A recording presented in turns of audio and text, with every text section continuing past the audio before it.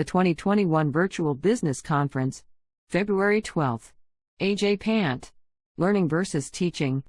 It's my honor to introduce Ajay Pant. Ajay is the National Tennis Director for Lifetime. He oversees 28 Lifetime facilities and over 300 coaches across the country. Before joining Lifetime, he had leadership roles with the Junior Tennis Champion Center in Maryland, as well as Tennis Corporation of America. He's a PTR and USPTA Master Professional and one of the most sought after advisors and mentors in the industry. I give you Ajay Pant. And thank you so much. That was very nice. Appreciate that. To set the stage, a couple of ground rules. Well, first of all, obviously, thank you so much to the USPTA Southern just for giving me the opportunity to present and chat and brainstorm this morning. There's so many at the Southern, whether it's Pat or Kevin, there's just too many to even name, who are rather close friends. So it's, you feel like you're just chatting with friends. It's not so much a presentation. In terms of some ground rules, one, don't hesitate. I'm not in favor of saving X number of minutes for questions. So the presentation is timed where if you have questions, just chat or let, I think Pat's monitoring the chat. Just let us know, or if you need to go off mute, please do. So questions are welcome. The flow is designed to accommodate questions. So it's an ongoing interactive one. Upfront, must acknowledge USTA, especially Sarah McQuaid, who's now with them, and also the USCCE on a lot of the work they've been doing with coach development. It's not a Zen-like word. It's a very science-based, how you coach.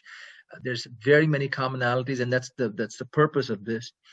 And of course, I did want to point out that at Lifetime, and again, we're a fairly big company, and we have about, now it's up to 32 clubs. We're still building brand new clubs, which is a bit gutsy if you ask me in the middle of this economy, but we're blessed. But with that, there's about 350 plus pros, and part of what we're presenting today in the culture of Lifetime, the non-negotiable is this learning versus teaching distinction.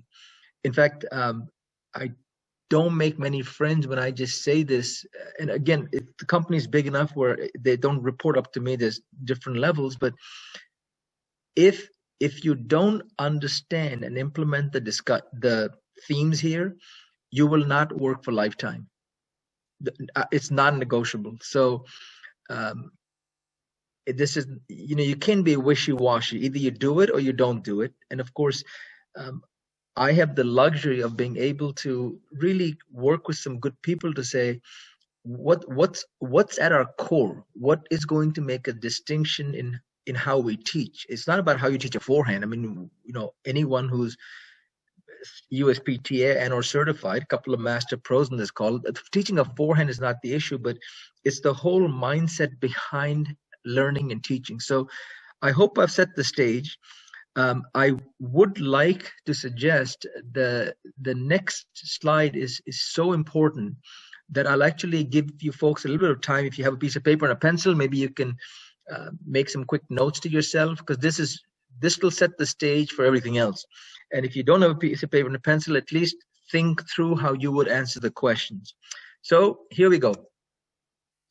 Are you certified USPTA? If yes, what level? Do you have an ITF, overseas communication? Are you a master pro? And again, if you have a piece of paper and a pencil, just make some notes to yourself, or just think it through at least, because these are important. The next set of questions on this same one. Did you play on the tour? We've got some very, very skilled players. If yes, what was your highest ranking? Third set of questions here. Were you the primary coach? And we all know what that distinction is for any top 50 tour players. Were you the primary coach for any top 100 national players? How many of your students played college tennis on a scholarship? So do a quick inventory where you stand. For myself, I can check off a couple of boxes here. I never played in the Pro Tour. I tried to, but that was comic. Okay, so moving forward, based on how you answered these questions, for the entire segment following, here's the key message based on your answers.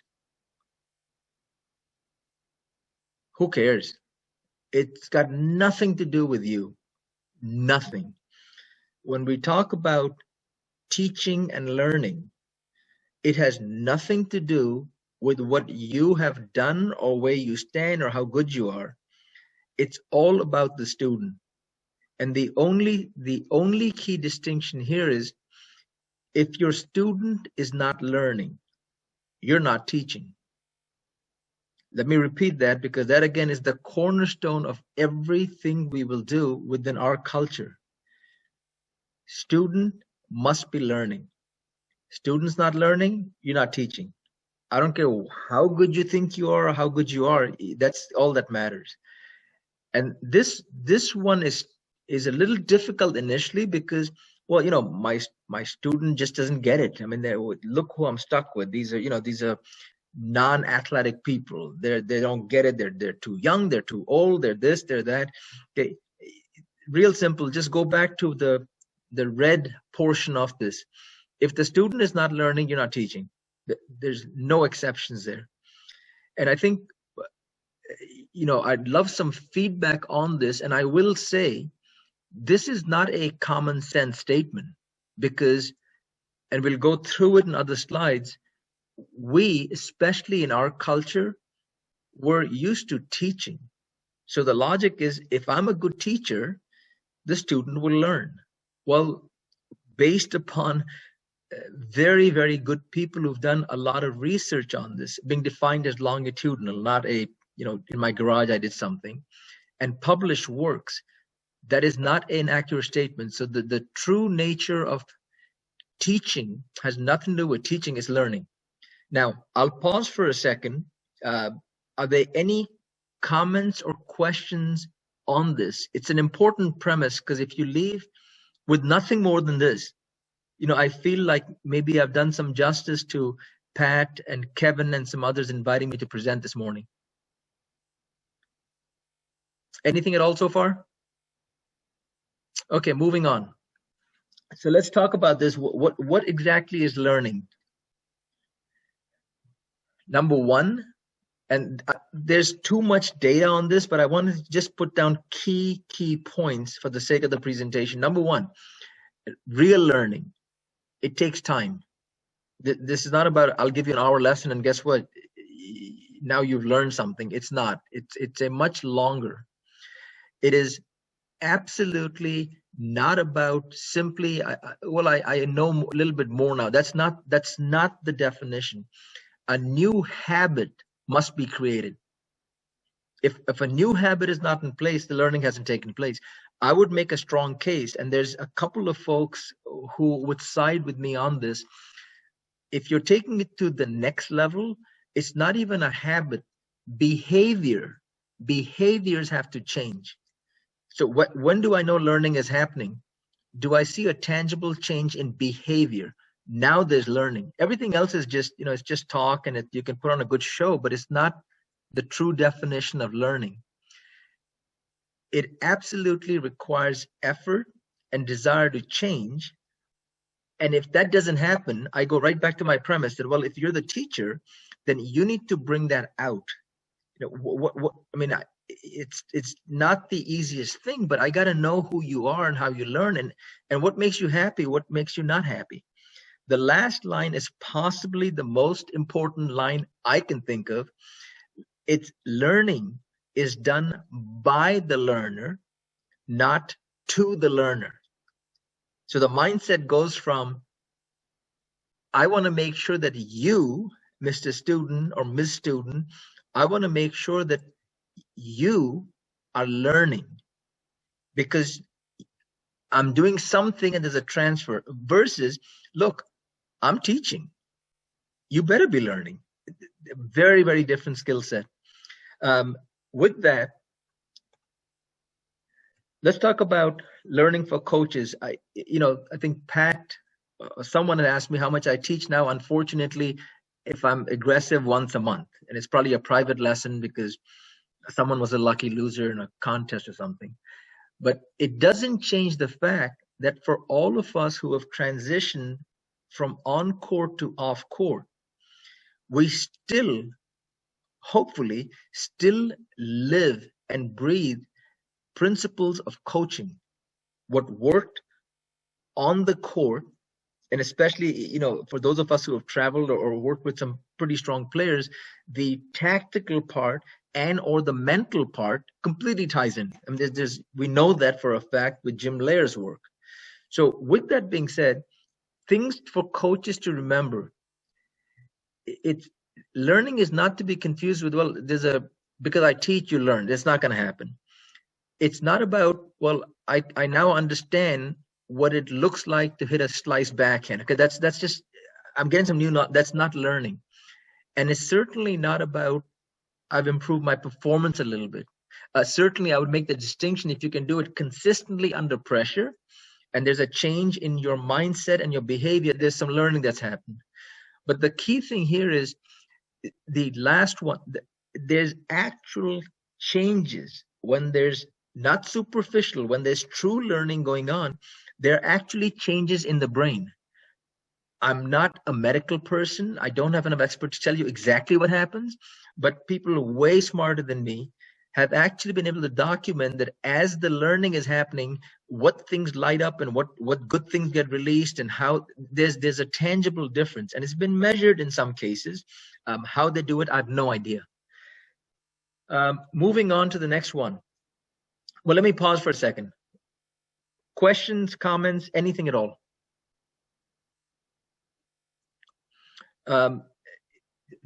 There's a couple of you.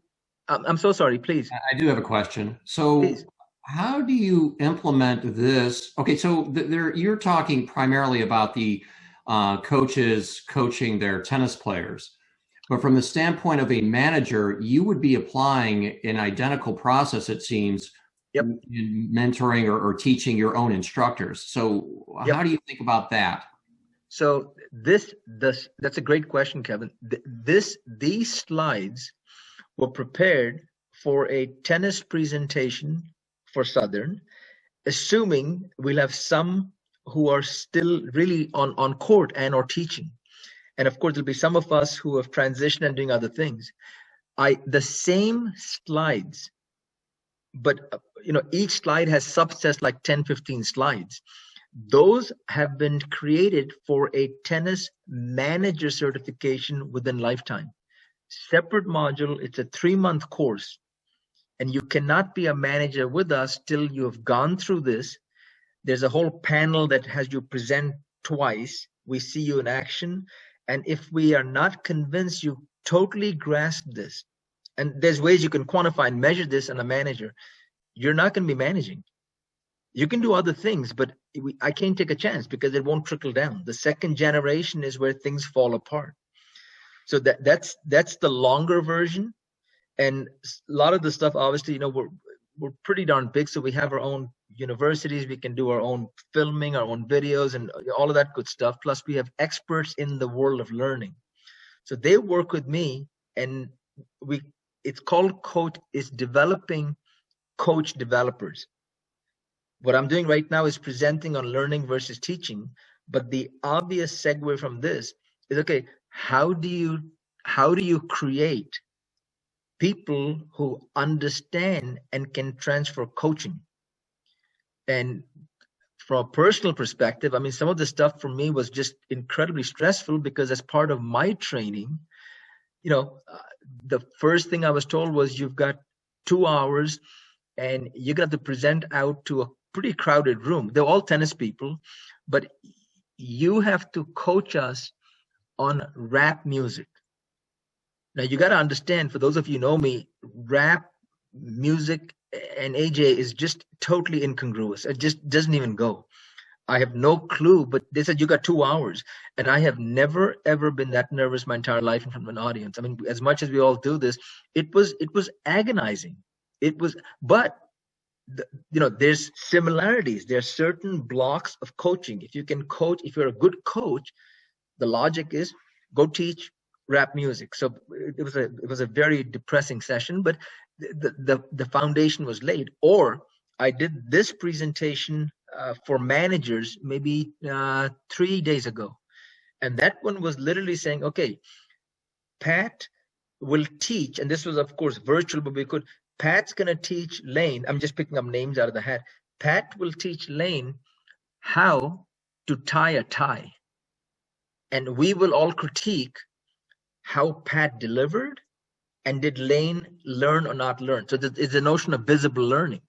Now that all of us in the world of tennis, we're pretty darn comfortable, but you start putting people into those situations, and then you suddenly go, okay, I better understand what commonalities are in the world of coaching. Otherwise, I got no chance. I can't do this.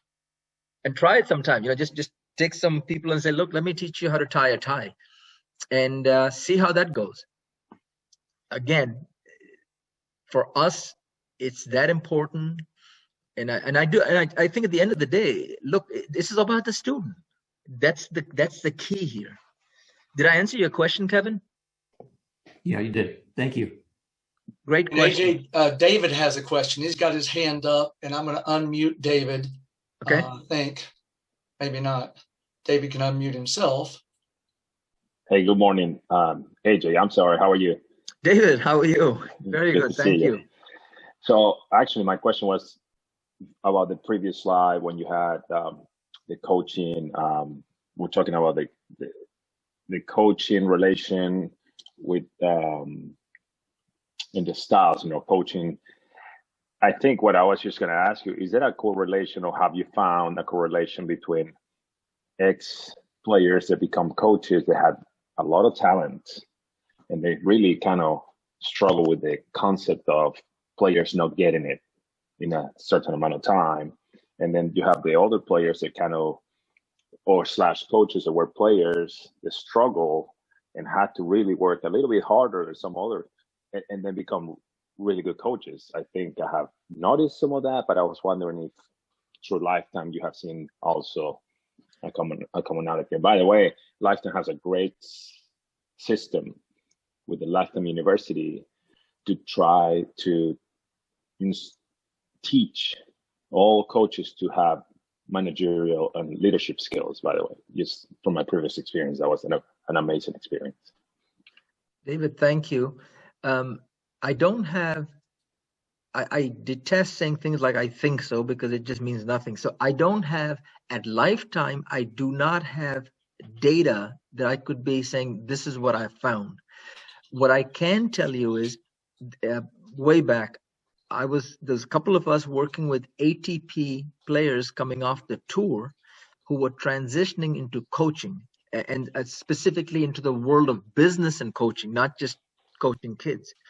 And when you looked, over a span of maybe 2 or 3 years, with saying, okay, is there any pattern that we're seeing here? And this is over 20 years ago, and of course, landscapes change. The only thing, which was never a published study, but the only thing that did come to mind, the ones who were higher ranked players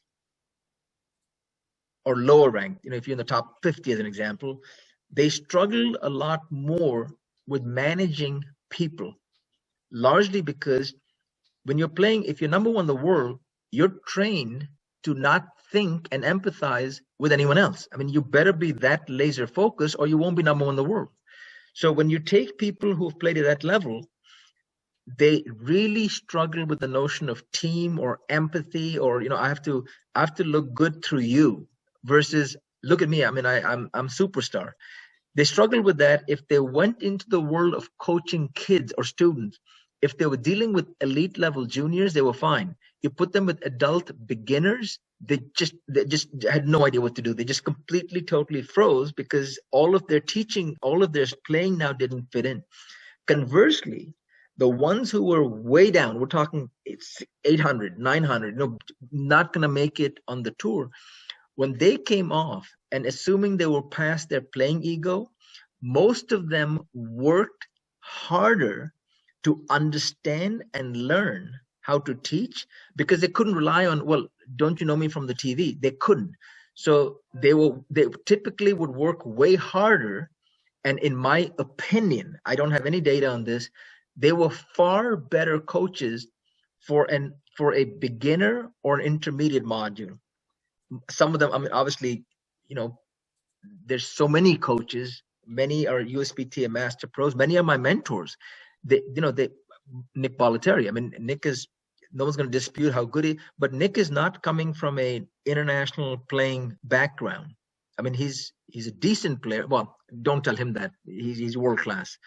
But Nick is a genius from a tactical, strategic, and in some cases technical. He's a genius, but he's worked on it. He didn't just walk in and say, "Watch me serve, so you can serve the same way." David, your question is good. I trust I'm addressing it. Yes, thank you. Excellent. Great question. Thank you. So moving along, and again, I will keep pausing for questions. How do you improve your coaching skills? Number one, the most common system used, especially in our country, is, you go through some education, and of course, then you get certified. I mean, and you should be taking immense pride. I mean, all of us, hopefully in the call, are USPTA certified. We have done ongoing education. We attend seminars like this. We're learning. The question, of course, is this the most important source of learning from a science-based perspective? It's not. Formalized learning is nowhere on the scale as close to the biggest source of learning is meaningful interaction with your peer group. Again, it has to be meaningful. We're not talking, let's go to the bar and, drink a couple of beers, eat some pizza, and then come back. We'll all be smarter. That's not where I'm going. But you learn a lot more in that environment versus anything formalized. And this, just so you understand what the science behind this is, I want to give credit to this gentleman, Moon. I don't know him, but most of his work is just incredible. So you have two models when it comes to teaching and or learning. The first model, which is very, very common and very popular, is what Moon refers to as building a brick wall. This early morning today, I was like, well, let me put a brick wall up there. So there's my brick wall. But the logic there is, if I'm teaching Alan Cutler something, well, the way he's going to learn is I'll just keep inserting or putting a brick, another brick, another brick, another brick. And as I keep adding these bricks, little Alan Cutler keeps progressively learning. Now, at some point, obviously, there's a wall, but then guess what? As the teacher, I can build the wall a little bit more. And each brick becomes this learning. So little Alan Cutler needs to go to USPTA Southern. He gets one brick.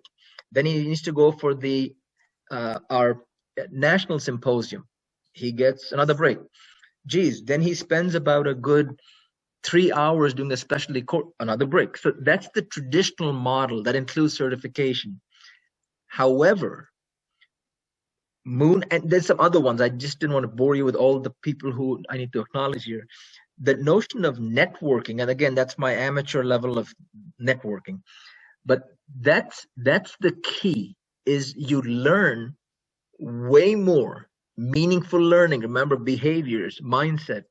When you start to engage in networking and learning versus relying on, let me tell you, I'm now going to add another brick so you can learn. It's a total reversal. And certainly, I think I'm speaking for many, many, many of us, but certainly for myself, and there's a lot of you on this call, who really for me are just incredibly, incredibly good peers and sources of learning.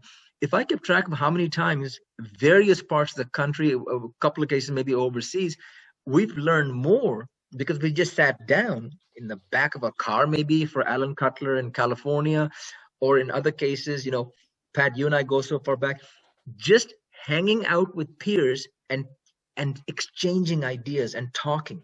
And tell me more. Well, wait a second, how does he do that? Or Kevin, for that reason, what can be exchanged? That's when learning happens, way more than a formalized structure. Now you need both. I mean, you obviously, if you're hanging out with folks who have no knowledge of any of this, well, then it becomes a frivolous conversation. But assuming people are serious about this would be a big one, which again, for myself, any symposium, anything I've ever gone to, the most learning I have, if I can even sit with someone who I respect for, gosh, just 5 minutes. I just want to ask you some questions and I'll make notes. That is far more beneficial. Or if I can sit with a bunch of other USPTA pros and we just, we trust each other, we give each other feedback, we just sit and we chat. Sometimes it's 3 hours because we're tennis people, but the learning becomes exponential. So we'll pause again for a second. Any questions or comments on this? My goal again is this presentation, if you don't leave with something where you go, I think I just changed the way I think a little bit, I have failed. Because remember, this is on me. Right now, I can't just say I did a good presentation. That's completely bogus stuff. But you know what?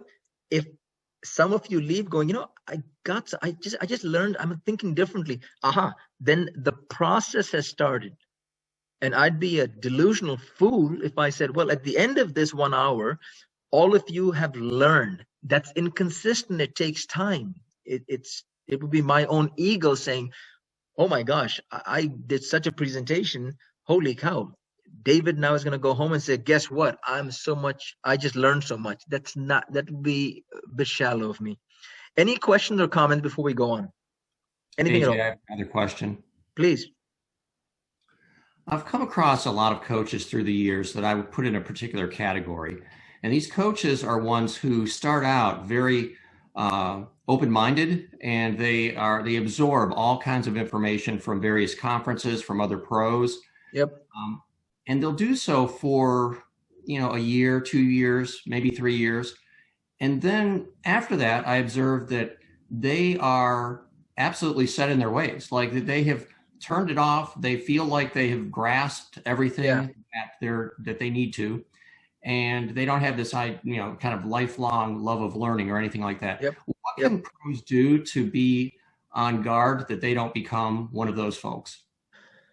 I think I'll give you a two-part answer. The first part is, I feel very strongly that as long as you truly, truly, from the bottom of your heart, believe that if you're not learning, you're dying. And you hang out with people who swear by that.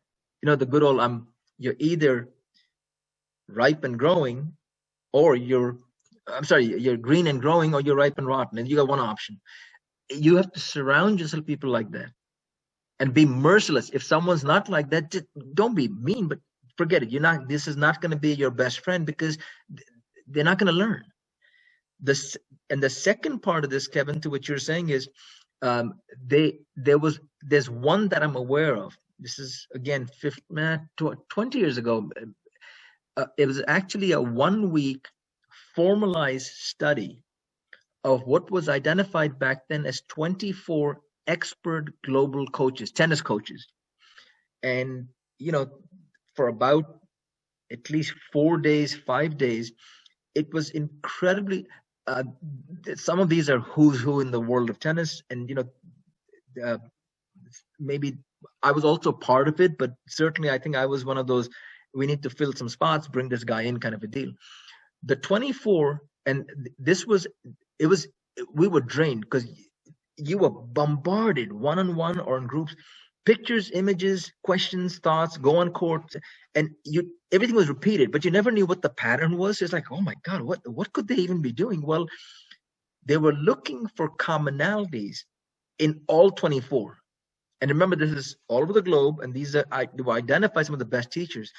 Guess what? And these are listed, the commonalities. Guess what the biggest commonality was with all 24? Good listeners. Say that again. Very confident. No, that was not the biggest commonality. The number one thing which stuck out, because they also asked the question in private. Learning was the number one thing that drove all 24. It was not even like, and remember, this was in very private conversations. So you could say, well, I don't know, I'm so and so. What else am I?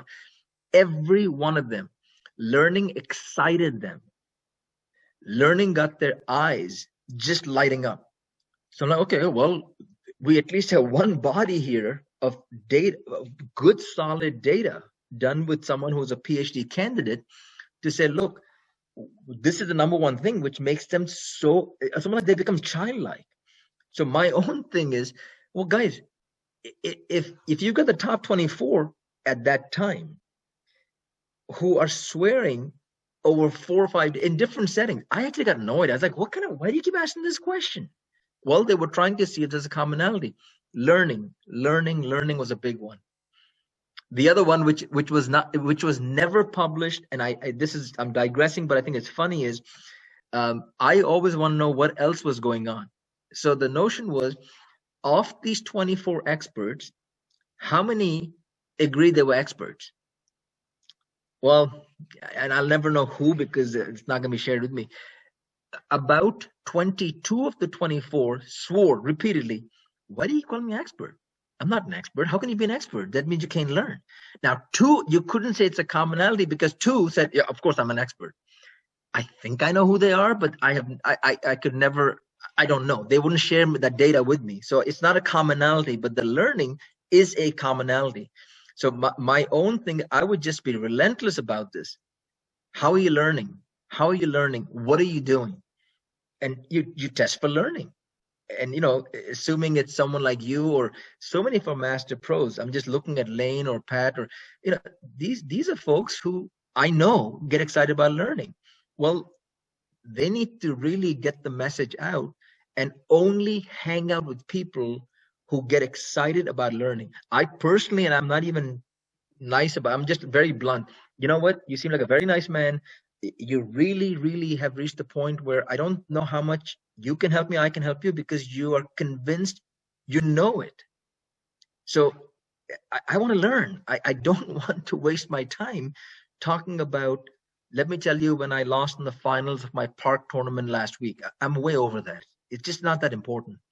Does that help, Kevin? That answers it. Thank you. Thank you for asking that question. Any other questions so far?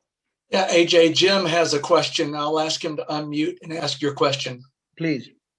Thanks. Yeah, thanks for the talk. Coaching, I know you're talking about learning, teaching. Coaching to me is about people skills. How do you relate to your students? A big part of it is how you communicate, and then teaching is about information transfer. What's more important to you, in terms of skills a teacher should have, or do they carry equal weights? And then my second question was, in terms of, teaching, most of us are going to be teaching what I would call a recreational player. They have a recreational mindset. Do you teach recreational players your motivational techniques to get them to want to learn different absolutely. than a goal-oriented player? Yep. So thank you, John. On the first, it was John, right? Did I get it right? Jim. Sorry, Jim. Don't worry. Jim John. Number one, the meat of your question about behaviors with coaches, it's coming up in a couple of slides. So I think you'll be quite pleased. But of course, if you're not entirely satisfied, bring the question up again. I'll be happy to address it. The second part, though, about the transfer of knowledge and or the coaching. See, here's the premise. Coaching is a skill, and coaching you can learn how to coach better and better, and it's not based on the sport. We always, including me, I'm guilty of it. I just go to tennis by default. But when you study coaching and coaching behaviors, there's too many commonalities. Yeah, there's differences between an adult brain and how that brain takes information versus a child who's 4. But overall, the notion of coaching will not change. So from my perspective, transfer of learning is very, very important, of course, but it's not happening. Well, you're not teaching. Well, no, but you don't understand. I just attended this USPTA Southern, and we heard, the Alan Cutlers of the world talk, and I'm enlightened, and it doesn't make any difference. If someone's not learning, you're not teaching. And I'll get to the behaviors I'm going to get to. So I'll ask you the question again, Jim. Did I answer your question on what coaching should look like? Would that be fair? Yeah, it's more, what's more important to you? Do they carry equal weight? Is coaching more important than actual teaching? That was my question. Absolutely, yes. Okay. Yeah. Because teaching is a very, very, very minor subset of coaching. That is not coaching. I got tons of people who teach, but they're not coaching. Yeah, I would agree with that. Yeah, I would agree. I think building relationships is more important. That's you sound like a wise person. Well, I've made a lot of mistakes in the past. Well, that's also part of being wise. Yep. So I'll cover again. I think you like what I'm coming up with in a little bit. Okay, here's a big part of being a better coach, a more efficient coach, which very, very few people even are aware of how important this is. If you're teaching legit world-ranked players, in my case, it was males. There was never females. This stuff, without this, you're going to be toast. You'll be laughed out of any of the relevant coaching circles. You have to spend time on self-reflection. I'm not talking about Zen like anything. This is critical, and it's really straightforward stuff. What do you reflect on? What worked? What went wrong? My coaching goals? When you do reflect, you reflect on an event right away, sometime later, weekend, never. Where do you typically do your reflective thinking? My desk, walking, showering, driving. The important thing is each person on this call should have their own preferred way of doing this. In my case, this is just for me. I don't do yoga, but I've been meditating since I was 15 years old. I'm now 56. So early morning, I reflect on many, many things. I'm very appreciative, and things I've learned yesterday and how I can be better starting today. For me, it's like brushing my teeth, but that doesn't mean that will work for Kevin. Kevin might say, you don't understand. I love taking a bath. I don't know if he does or doesn't, but I love taking a bath, and then I ruminate and think about how I can be a better coach and how my lessons are going to evolve. It's totally up to him. Are there methods you read? Do you don't record? Do you write down? Do you use audio? I just write down. I just write and write because it helps me go back and review. And of course, what kind of things are you reflecting on? My behaviors, my thoughts, my feelings. The more, if you really truly are going to get into, this is all about the student learning, then you have to have this. Otherwise, you can't be doing justice, because you're not, look, I know what I'm doing. Here's my plan, and I'll just run my plan. But you've got to be open to, I want to be better, and I want more of the learning to happen. Well, this is one thing which, and by the way, the irony is we don't even talk about this typically.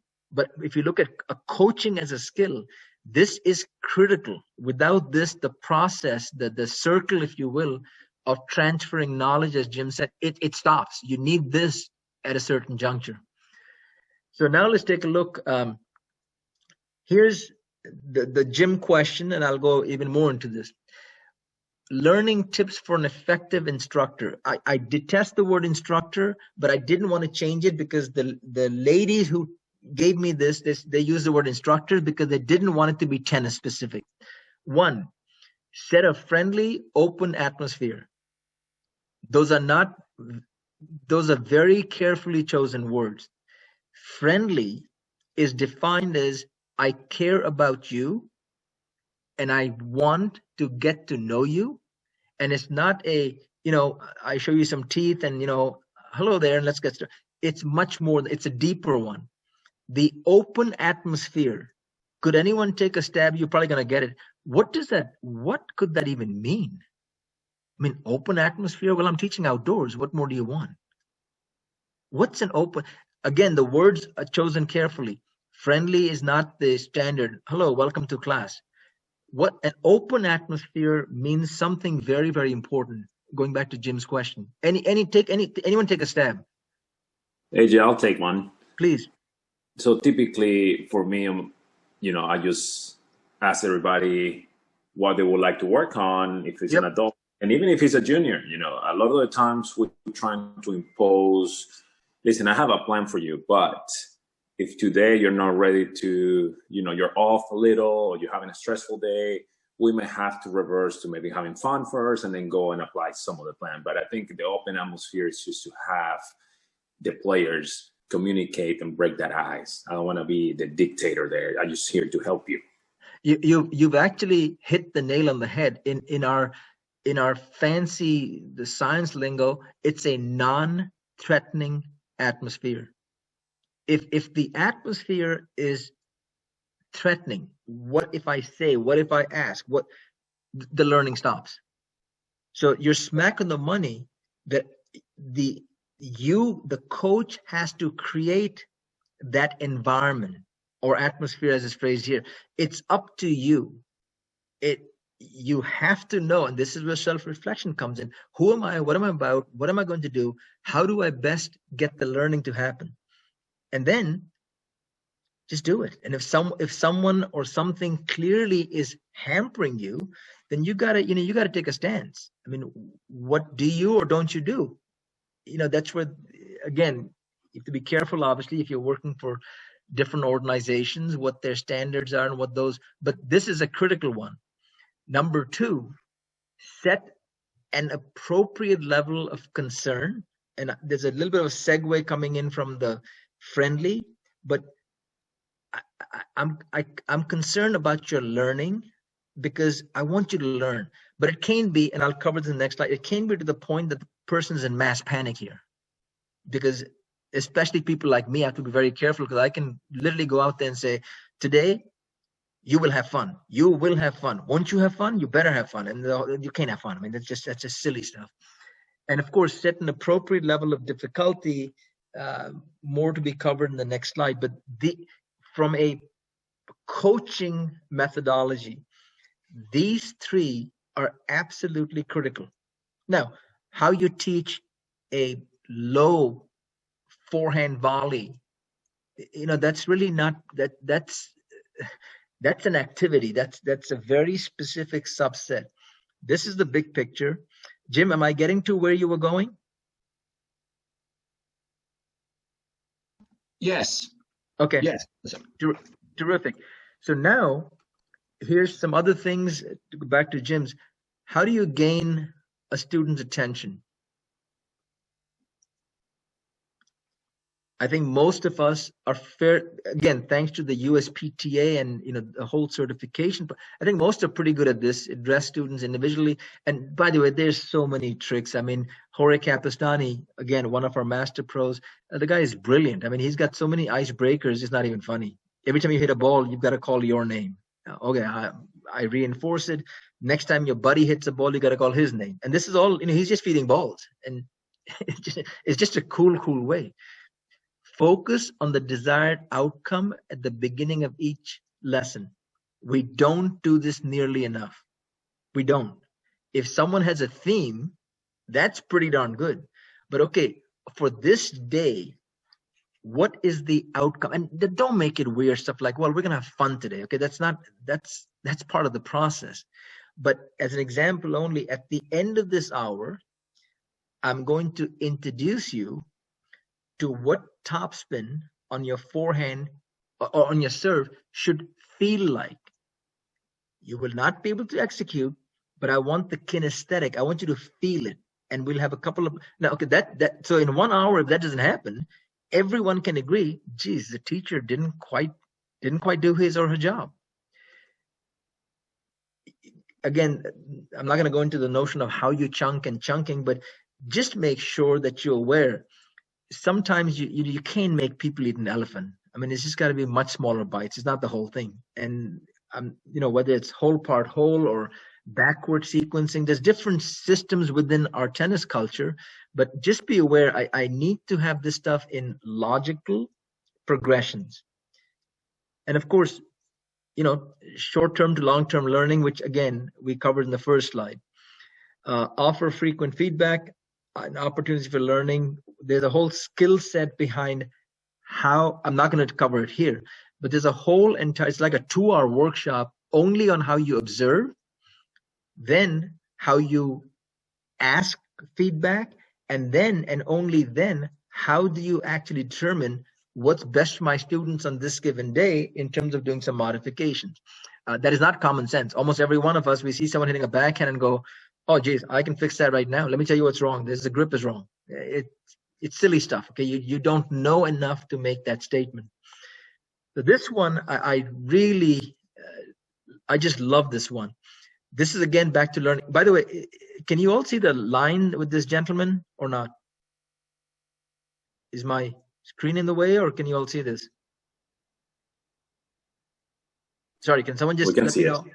You can see this bunch of kids in a line and one person over there just teaching? Yes. Yeah, good. Yeah, we're good. Please, for goodness sake, and I can only hope and pray we see this much less now than 10 years ago, but this, again, forget the ball, forget the racket sizes, but this is just silly. I mean, do you really think the last little kid in that line, what do you think? Is he in a challenging zone or complacent, or is he just bored out of his mind? Rhetorical. I mean, I hope none of you goes, well, he's in the perfect zone there to learn. That's just silly stuff. I mean, it's almost insulting to the art and science of teaching, and we're coaches. That's just goofy stuff. I mean, you don't need to understand play-based or game-based or games-based if you're from Canada. You need to understand that nothing's happening. You're clearly in a boredom zone. No learning is happening. Next level up is a complacent zone. We need to watch out for this. I don't care what level you're teaching, beginners, intermediates, legit world-class, it doesn't matter. You've got to watch out, because you and your students, or in my case, what I'm doing now is with different levels of managers, it's human. You can get complacent. Things are looking pretty darn good. We're doing this and this and this. Watch out. You're one step moving backward into boredom and or the competition growing exponentially because you're not even trying. Obviously, the challenge zone is the one that is where learning happens. And I won't go through any particular list, but can any of you just maybe in chat or just throw it out, maybe in chat again with Pat, when you and your students are in the challenge zone, what kind of emotions and feelings are happening? And this is important, because if you know what kind of emotions are going around and how people are responding, and your goal is to replicate that every single time you're practicing. I hate saying take lessons. You're practicing. That's what you're doing. Were there any thoughts, Pat, that came through in chat? Yeah, the first one says joy, happiness, and fun. Wow, very cool. That was from David. Ben says making connections, connecting with people. Okay, good.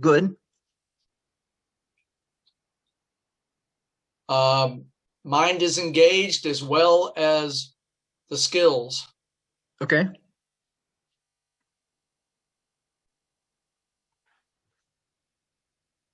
About focus and excitement to learn. I like focus and I like excitement. Yeah, or an organic level of high focus from Jenny. Okay, good. Yeah. So all of these, it's all true. Your job now is each time, and this is part of self-reflection, when I conduct a practice, private otherwise, how much of this is actually happening? And if it's not, well, who needs to change it? The coach. I'll even go into more subtleties with challenge. I'm not going to discuss them today, but there's incredible subtleties. As an example, humor is a big one, the notion of fun and humor. But in the challenge zone, everything becomes a group laugh. There's nothing sarcastic. Panic, all humor is sarcasm. So it's even the notion of fun and humor, it's a different kind. In challenge, anyone can poke fun at themselves or other, and there's no one's threatened. There's nothing. We're just having fun. Story changes if you slip into the panic zone. Very defensive humor. So there's so many nuances, but everything, Pat, that the chat reflected is 100% true, and that's where you want to be. Obviously, once you go into the panic mode, I mean, there's no learning again.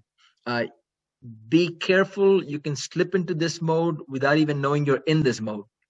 So just be aware. I mean, I want to be in the challenge, not in the panic zone. This one should be mandatory for any one of us who's ever teaching. We have always been exposed, even going back to USTA Sports Science, ABC, and 1, 2, 3, and all. You know, there's a direct style, there's a submissive style, there's a cooperative style. Of course, all of that is true. This now is the litmus test. Anytime you're coaching, you're going to have a spectrum between directive and being able to facilitate. This is important. I am not even remotely suggesting, geez, directive is bad and facilitative is good. I'm not saying that. There are times you need to be in either. It's a spectrum. It's a continuum. But where do you fall in the spectrum is the key. Can anyone tell me, or maybe by chat, when is it a very good idea to use a directive style of communication? Anything come through, Pat? Not yet. There are times where using a directive style is very important. I'll jump ahead. I would never want to keep our next speaker, who, by the way, is incredibly knowledgeable with all things pickleball, so I'm excited to learn as well. AJ, I would think directive would be important when it has to do with safety. Very good. Yeah, absolutely, yes. Absolutely, yes. Look, that you know, the ladder is distorted, someone's going to fall. Okay, all bets are off. Fix it. Okay, or if I'm dealing with an adult beginner who has never ever held a racket, well, when we start the lesson, there'll be more of telling. Okay, and then you look at the phase: tell, sell, share, empower. Obviously, if any of us who's worked with some, you know, at least maybe top 100 in the world, anything under 16, 18 pros, whatever, well, you understand then you can't only tell. You're gonna have to keep shifting, and the end goal is, if this is a professional player, I want to empower you. You got to do all of this without me telling you what to do, because I can't do any coaching, especially with some of the bigger tournaments. So you're always on the spectrum. I personally lean more towards sharing and empowering. And where I fall short, this is a weakness of mine. If I'm dealing with kids who are 4 and 5, I can design curriculum, and I'm not suggesting I'm not good at it, but it is torture for me because I go right into telling. And they all freak out. I come across like this overstrict dad, and then, you know, all my lesson plans go completely out of the window because some kids got to go to the bathroom, and I'm like, oh, you got to be kidding! I mean, you know, so it's my weakness. I don't teach as much, but that's when I go more into telling, and I'm like, no, gosh darn it, I already understand this. But if you're 6 or 7 or 8, trust me, you're going into sharing and empowering. So just be aware of that and decide when and where what you want to do with this. The final thought here is, it's a Chinese. I just love this thing. Tell me and I will forget. Show me and I will remember. Involve me and I'll understand. Step back, which means you back off, and I will act. And that, to me, that sums up everything that's pure and noble about coaching. These progressions, my end goal is, I want you to be able to do this and do it well, and then hopefully others can get some of that knowledge. But my goal is not to have you dependent on me, as we go forward. So once again, I am very appreciative to USPTA Southern, Pat, Kevin, and some other rather good friends in the USPTA Southern. Thank you for letting me present. I'm glad we kept questions coming, because I don't like to say, well, now there's 2 minutes, ask questions, because I think it's too rushed. Pat, I will defer to you and Kevin. I've stayed on time. I don't want the next presenter to be delayed. If you would like to bring us home, any closing thoughts, or if there's some pressing question, I'm happy to do it, but I want to make sure we're ready for the next speaker. And thank you so much, everyone. Well, thank you, AJ. I don't have any other questions. Pat, are there any coming in? We just have people saying thank you, of course. AJ, as I send out our final email to everybody, I'll include your emails listed here in case